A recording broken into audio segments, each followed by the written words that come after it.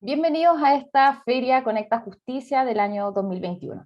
Este módulo que me corresponde el día de hoy desarrollar se llama Discapacidad desde un enfoque de derecho. Mi nombre es Evelyn Mejías, yo soy abogada ejecutora de este programa Acceso a la Justicia para las Personas con Discapacidad de la región de Arica y Parinacota.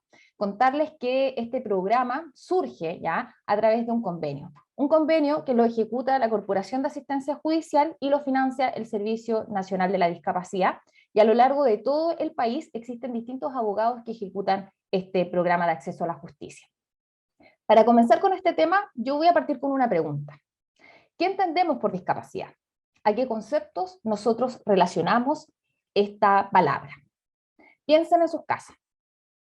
Hago esta pregunta principalmente porque me he percatado que en los distintos espacios de conversación, las personas en general terminan asociando la discapacidad a conceptos desfavorables. Lamentablemente se relaciona a conceptos, por ejemplo, como caridad, dependencia, subestima. Quizás no con la intención deliberada de hacerlo, ¿ya? Sino que muchas veces por desconocimiento, por no saber cómo actuar frente a la discapacidad. Incluso el Informe Mundial de la Discapacidad de la Organización Mundial de la Salud del año 2011 reafirma lo anterior, indicando que efectivamente la sociedad tiene una actitud de muchos prejuicios, de muchos estereotipos, y este factor social o cultural, o también actitudinal, como se denomina, este factor de cómo las personas se relacionan con la discapacidad es uno de los obstáculos más grandes que enfrentan este grupo de personas. Por eso es súper importante que en estos espacios de difusión se hable de discapacidad, ¿ya? Y así poder lograr todo lo que es un cambio cultural orientado a la inclusión, ¿ya? Ojo, y acá es súper importante este lema que se tiene. En discapacidad se pide más derechos, ¿ya? Más respeto, más inclusión, pero menos caridad, ¿ya? Pero vamos a volver a la pregunta inicial que yo les hacía, ¿ya? ¿Qué es discapacidad? La discapacidad se define como la relación que existe entre la deficiencia de una persona. ¿Qué deficiencia, por ejemplo? Puede ser una deficiencia física, una deficiencia mental, ya sea por causa psíquica o intelectual, también puede ser una deficiencia sensorial, pero no solamente es la deficiencia, sino que también es la relación con las barreras que el entorno coloca. ¿Qué barreras, por ejemplo, puede colocar la sociedad? Por ejemplo, barreras arquitectónicas, barreras económicas, laborales, y que finalmente van a restringir lo que es la participación social en igualdad de oportunidades, ¿ya? Por lo tanto, en la definición no solamente importa la deficiencia, sino que también lo que sucede con la sociedad frente a este tema. Y lo importante de este concepto que yo le estoy entregando es que producto de esta definición es producto de la evolución de distintos enfoques acerca de la discapacidad. Entonces, como me metí al tema de los enfoques, hablemos un poquito de esto, ¿ya? De la evolución, de las visiones acerca de la discapacidad que se han dado a lo largo del tiempo, ¿ya? Acá, como en esta diapositiva se indica, el primer modelo se llama de la prescindencia o exclusión.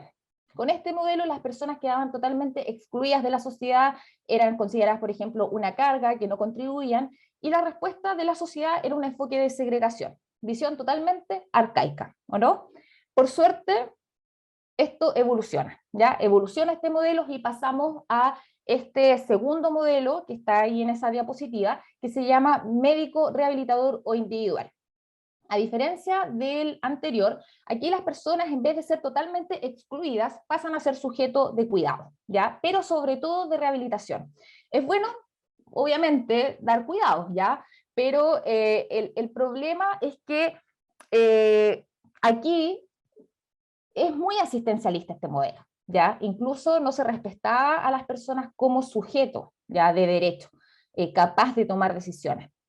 Aquí, para este modelo, la discapacidad va a ser consecuencia directa de la deficiencia de la persona, por ejemplo, por los problemas de salud.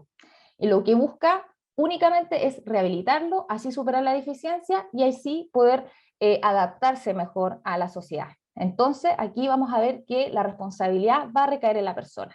Pero, ¿qué pasa si esta persona no se rehabilita? Ese es el gran problema de este modelo. Y por último, y como tal, como se señala en la diapositiva, es que finalmente esto evoluciona y entramos al último enfoque denominado social. Finalmente, con este modelo, a diferencia del anterior, la discapacidad no está únicamente en la deficiencia de la persona, no es un tema puramente médico. Para este modelo, aquí la discapacidad es la consecuencia de obstáculos o barreras que la sociedad crea. Por lo tanto, todo lo que es la participación o el ejercicio de los derechos de las personas con discapacidad va a depender del entorno social, ¿ya? Mientras más obstáculos, más dificultades va a tener una persona con discapacidad para desenvolverse. Entonces, aquí va a ser la responsabilidad del Estado eliminar todo lo que son los obstáculos, rehabilitar a la sociedad, ¿ya? Y ahí vamos a ver y vemos la diferencia con el anterior modelo. Entonces, desde allí, desde este último modelo que yo les menciono, surge lo que es la definición de la discapacidad que les entregué anteriormente, ¿ya? Pero lo importante con todo lo que yo les estoy mencionando es que la Convención Internacional de los Derechos de las Personas con Discapacidad recoge esta última visión y establece un nuevo paradigma de la discapacidad, ¿ya? Eleva la discapacidad a lo que es un asunto de derechos humanos que se debe dar protección, que se debe dar cumplimiento, ¿ya? Entonces, toda desventaja o discriminación hacia una persona con discapacidad no se debe eliminar como consecuencia de una buena voluntad, ya una buena voluntad, por ejemplo, de una persona o de una institución, así como una frase, hagámosles un favor, ya al contrario, existe una protección legal especial también contenida en la Convención de las Personas con, la Convención de Derechos de las Personas con Discapacidad, que fue aprobada en el año 2006, ya tiene plena aplicación en nuestro país, tiene fuerza vinculante, porque el Estado de Chile la ratificó en el año 2008, ¿ya? Y para dar cumplimiento a esta convención, dictó una ley en el año 2010, que es la 20.422. Y vamos a hablar un poquito de este tema, ya como tenemos un espacio muy breve, voy a hacer referencia a esta ley. El objetivo de esta ley, como su nombre lo indica, es en primer lugar asegurar lo que es el derecho a la igualdad de oportunidades de las personas con discapacidad, con el fin de obtener su plena inclusión social. Pero también existe otro objetivo, que es eliminar cualquier forma de discriminación fundada en la discapacidad.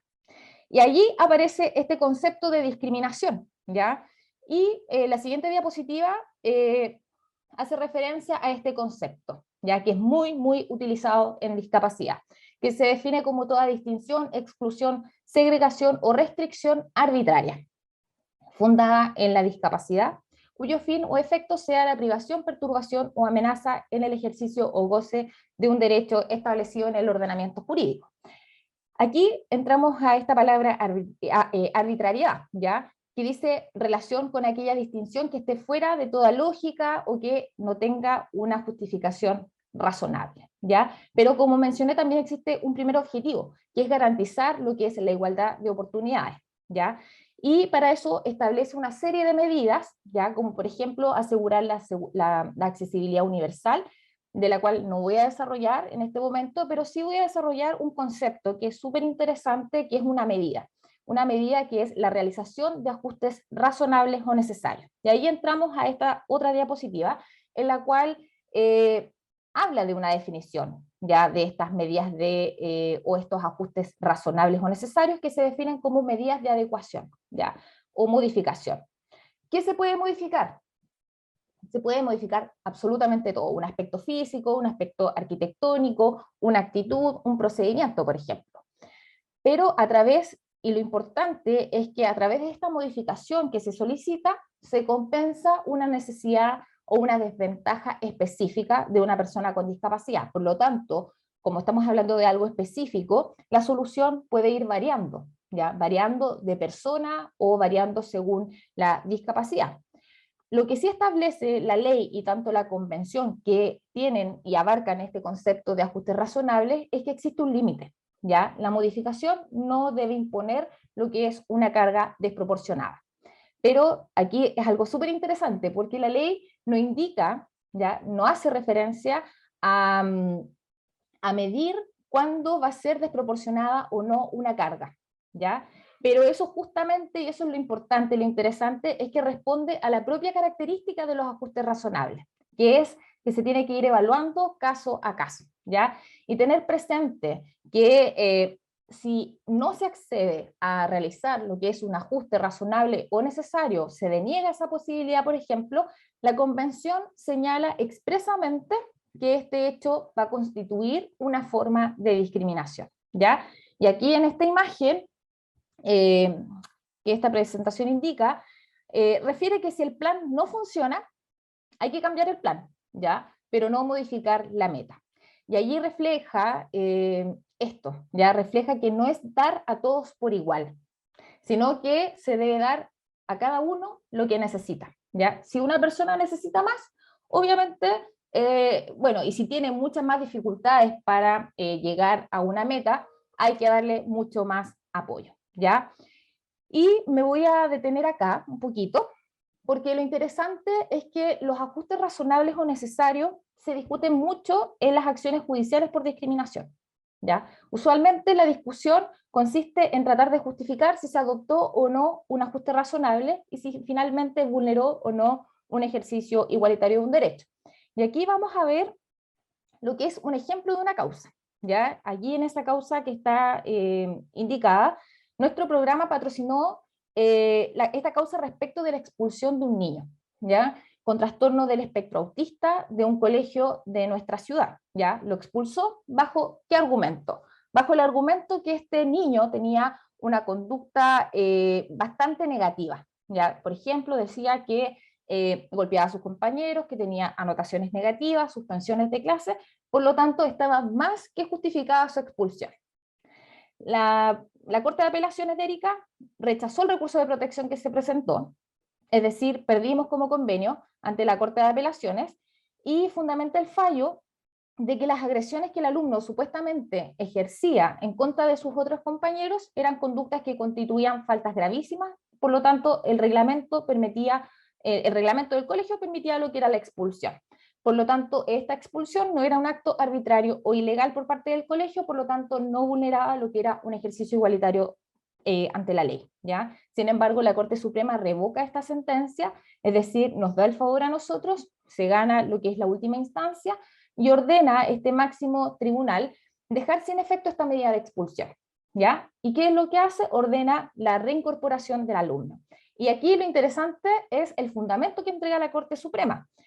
Y lo que hace referencia es que tratándose de un alumno con necesidades educativas especiales, por su condición iba a presentar un avance o un proceso de adaptación a mucho menor velocidad, ¿ya? Que sus demás compañeros.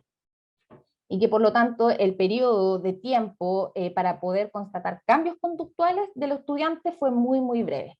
Y también indica que el colegio había fundamentado de manera muy general que habían realizado estos ajustes razonables o necesarios para lograr cambios, pero no probó efectivamente cuál había sido el plan de trabajo, ¿ya? O las estrategias necesarias para poder incluir a este alumno en la comunidad escolar, ¿ya? Por lo tanto, estas acciones fueron totalmente insuficientes e inadecuadas por parte del colegio.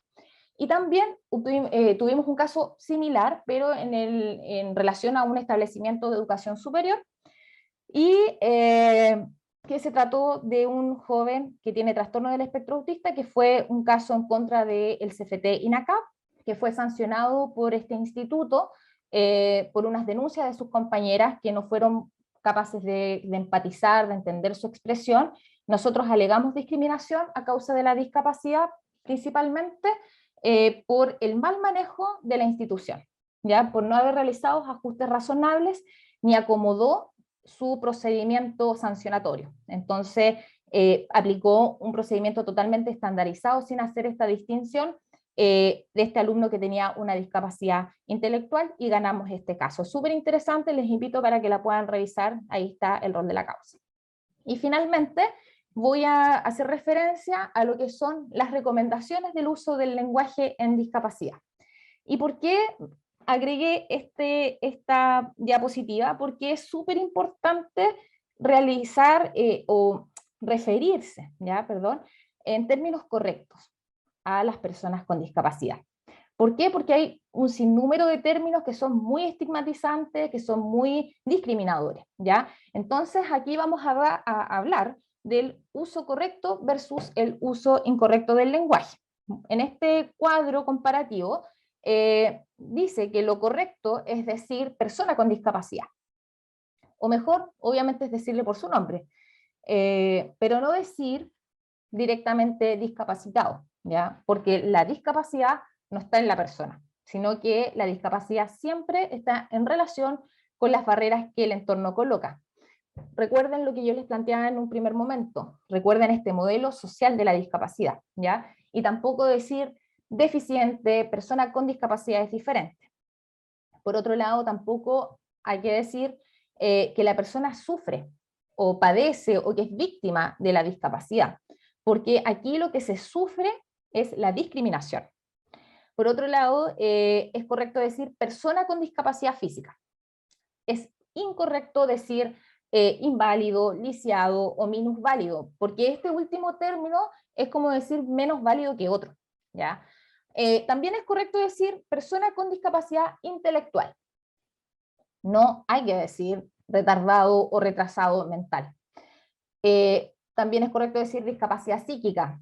Aquí les hago un llamado que no hagan referencia según el diagnóstico específico de una persona. Por ejemplo, es muy común decir que este es bipolar. Y eso es un diagnóstico, ¿ya? Y esas palabras, esquizofrénico, igual es muy estigmatizante. Se refiere entonces a una discapacidad psíquica. Y finalmente, decir persona con discapacidad visual, ¿ya? O en el caso de una discapacidad persona con discapacidad auditiva, persona sorda, porque no hay que utilizar mucho lo que son los diminutivos, ¿ya? Como cieguito, sordito, porque muchas veces en temas de discapacidad se tiende a infantilizar a personas con discapacidad que muchas veces ya son adultos.